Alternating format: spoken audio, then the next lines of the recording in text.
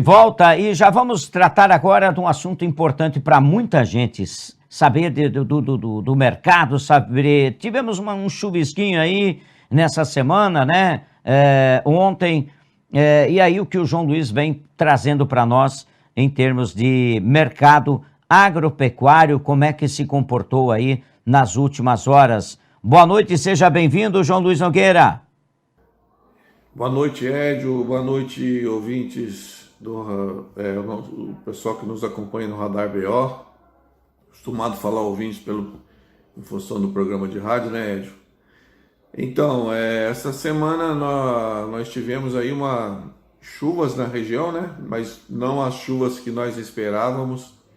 Mas elas vieram, né? Amenizaram em algumas regiões. Mas a situação da produção de milho em todo o Paraná, Mato Grosso, Centro-Oeste, ela se encontra num momento muito difícil, né?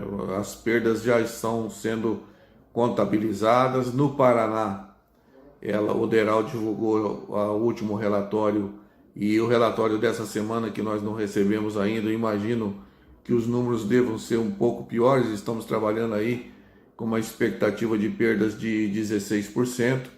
Participei de uma live agora no dia de hoje, acompanhei uma live Canal Rural juntamente com a consultoria Safras e Mercado, a Conab, dando conta que vivemos um momento caótico em termos de abastecimento de milho no Brasil. E eu não tenho como falar de outro assunto, a não ser esse assunto no momento, porque essa safra está em curso, o mundo inteiro está de olho na safra brasileira. Uma safra brasileira que no primeiro momento estimava-se, né, uma safra até de 84 milhões de toneladas.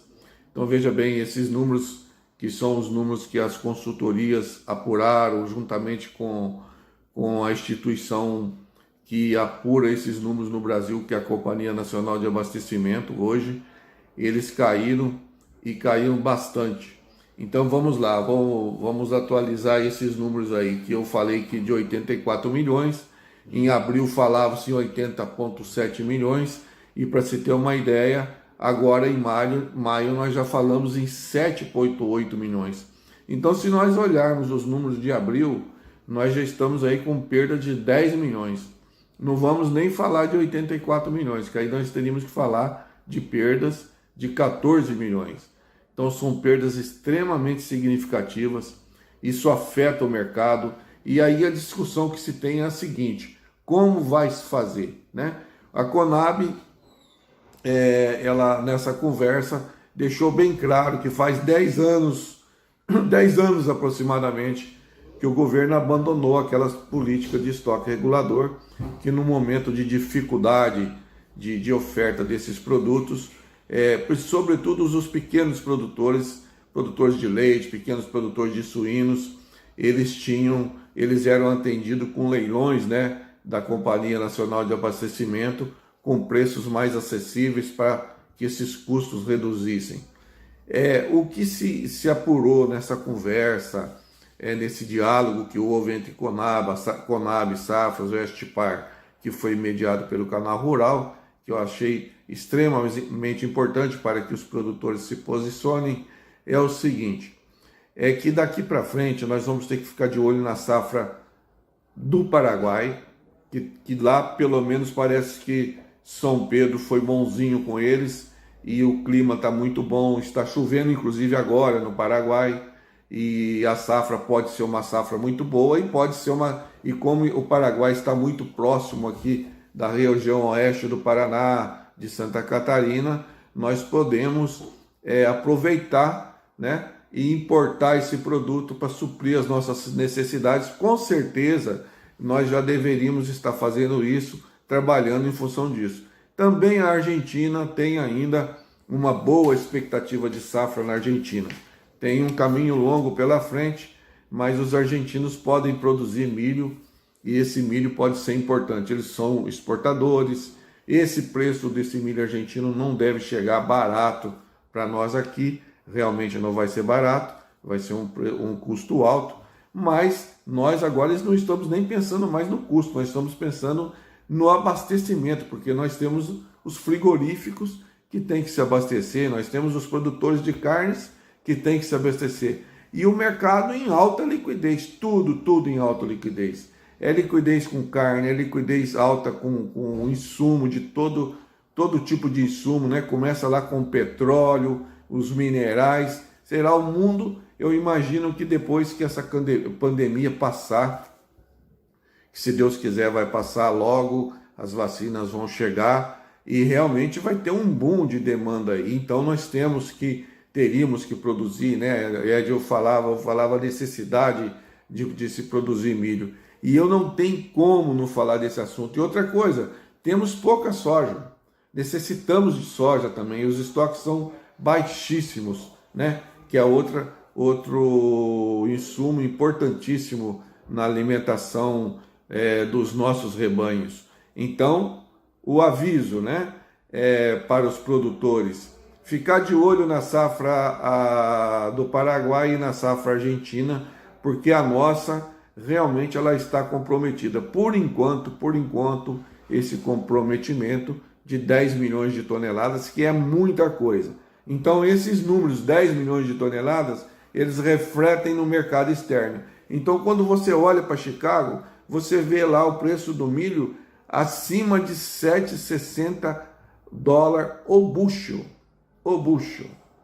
Isso é um recorde, jamais chegou-se nesse número aí tão alto lá fora. Então, veja bem, existe uma liquidez mundial e associada a essa liquidez mundial, a falta do produto, problema climático afetando a safra que está aí em curso de milho. Então, nessa conversa que nós tivemos, nessa live que nós tivemos, que eu participei, que eu acompanhei, nós estamos vivendo um momento de caos em termos de abastecimento. Então, se nós estamos vivendo esse momento de caos, nós temos que buscar alternativa. No primeiro momento, o governo abriu mão dos impostos de importação, que seria dos países que ficam fora do Mercosul, né? Então tem as mesmas regalias, vamos dizer, países que vão exportar para o Brasil milho, que não fazem parte do Mercosul, estão livres do imposto aí do PIS e COFINS, abriu mão, né?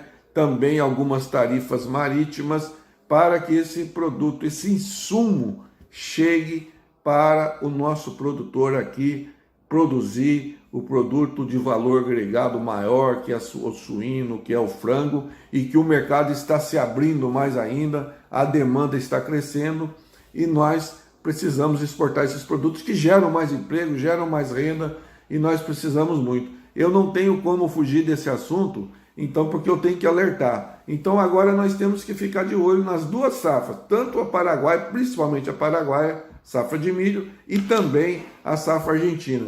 Vamos ter que importar sim, milho, vamos ter que importar, não tem saída, porque o Paraná, por exemplo, nós tínhamos uma expectativa muito boa de produção de milho, mas também já temos 16% de perda, segundo o último relatório do DERAL. E eu acredito que é muito mais, porque essas chuvas de ontem, quer dizer, essas chuvas que ocorreram nessa quinta-feira, quarta para quinta-feira, elas não são suficientes realmente para repor o déficit hídrico, né, acumulado aí sobretudo ao longo dos meses de março e abril. Realmente pegou em cheio as lavouras de milho e as perdas elas já são irreversíveis.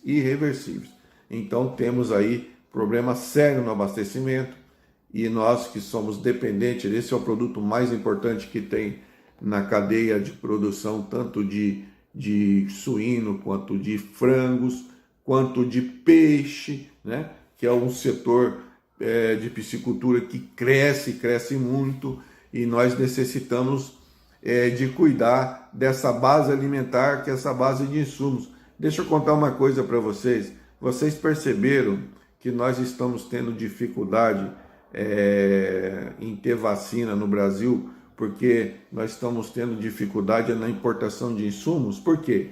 Porque os países que são autossuficientes na produção de insumos para a produção de vacina, né? No caso Índia, no caso a China, os próprios Estados Unidos, esses países primeiro se preocupam em se abastecer desses insumos.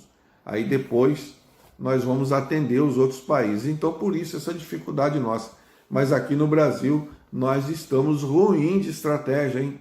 Nós estamos exportando tudo que nós temos. Então, precisamos ter cuidado. Nós não podemos impedir ninguém de exportar insumos. Mas nós temos que ter estratégia, e essa estratégia, agora eu não vou defender o governo, não é só do governo, né? O setor privado que depende dos insumos para produzir produto com valor, proteína animal, para exportar proteína animal, que depende isso aí e representa geração de emprego, geração de renda, esse setor privado precisa ficar muito atento. E agora é hora de ficar atento à produção que está acontecendo no Paraguai, que está indo muito bem, e também na Argentina. E no Brasil, nós vamos ter problema sério. Não tem como reverter a situação mais, sobretudo no Mato Grosso, no Paraná, são os grandes produtores, e também o Centro-Oeste. Edio, por isso que nós temos que, aquilo que nós sempre falamos, né? Produzir insumos é muito importante e nós somos autossuficientes na produção de insumos. Estamos tendo que importar, mas não é o ideal, né? O ideal é que nós cuidemos melhor disso. Falta estratégia, sim. E a Conab deixou claro para nós hoje, faz 10 anos que nós abandonamos a política de estoque regulador. Uma pena que isso tenha acontecido. Porque tem países como a China, que cresce a taxas altas, que fazem estoques até de carne, para privilegiar aqueles menores, aqueles pequenos, né? Os produtores maiores, eles têm condições de sobreviver nesses momentos mais difíceis. Mas nós não vamos esquecer de uma coisa, nós somos grandes produtores, somos referência na produção, mas nós estamos numa região de pequenos produtores. Vou falar um nome aqui bonito, pequenos grandes produtores, né? Que produzem com qualidade e exportam para mais de 150 países. Então nós temos que pensar neles, porque é a galinha de ovos de ouro, né? Da economia regional. Abraço, Edio, e até amanhã, sábado, estaremos aí batendo mais um papo. Tudo de bom. Ok, bom, Tom Martins, e aí? O que é que você traz para os nossos telespectadores hoje? Qual é o assunto, Tom? Beleza, Edio, já estamos voltando.